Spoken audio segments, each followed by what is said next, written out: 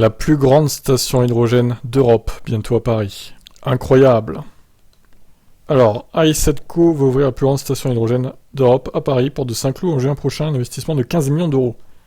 Présentée comme la plus grande station hydrogène d'Europe, cette dernière se situera à Porte de Saint-Cloud, Paris 16e, près du square d'Hôte de la Brunerie. Elle pourra donc aussi bien stocker que produire sa propre énergie, le tout permettra de distribuer jusqu'à 400 pleins par jour dès le mois de juin. Pour cela, 6 pistolets seront à disposition. Mais ils vont en distribuer 100 peut-être par jour, et encore peut-être même 50. Mais les 400, ils vont être atteints quand en fait, tellement c'est lent le développement des voitures hydrogènes. Elle n'est pas prête d'être rentabilisée, cette station, je pense.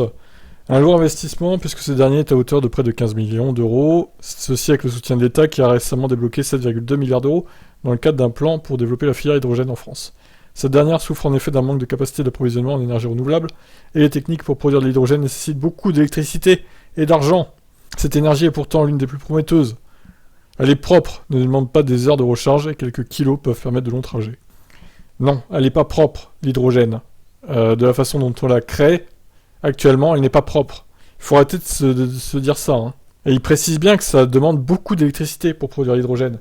Électricité qui, avec les voitures électriques, est directement injectée dans la batterie de la voiture.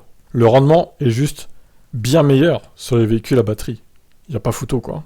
Une douzaine de stations sont en projet d'ici 2024 en région parisienne, dont une prochainement au Bourget, confirme Loïc Voisin, patron d'i7Co, dans les propos rapportés par le Parisien. Actuellement, 3 stations existent déjà dans le Grand Paris, l'une à Porte de la Chapelle, dans le 18e, les autres près des aéroports de Roissy et d'Orly. À l'heure actuelle, ces stations ouvertes au public restent confidentielles. Il y en a moins d'une 50aine dans l'Hexagone. Oui, c'est peanuts. C'est vraiment ridicule. Bon, bah écoutez, voilà. J'en parle parce qu'il faut quand même en parler de l'hydrogène, voir comment ça avance. Mais bon, à l'état actuel des choses, c'est pas ça qui va me faire changer d'avis sur cette énergie pour les voitures particulières. J'ai déjà précisé que j'avais rien contre l'hydrogène pour les bateaux ou les avions, à la limite. Ou les poids lourds aussi, les poids lourds. Ça peut être pas mal. Vous en pensez quoi, vous ? Ciao, ciao.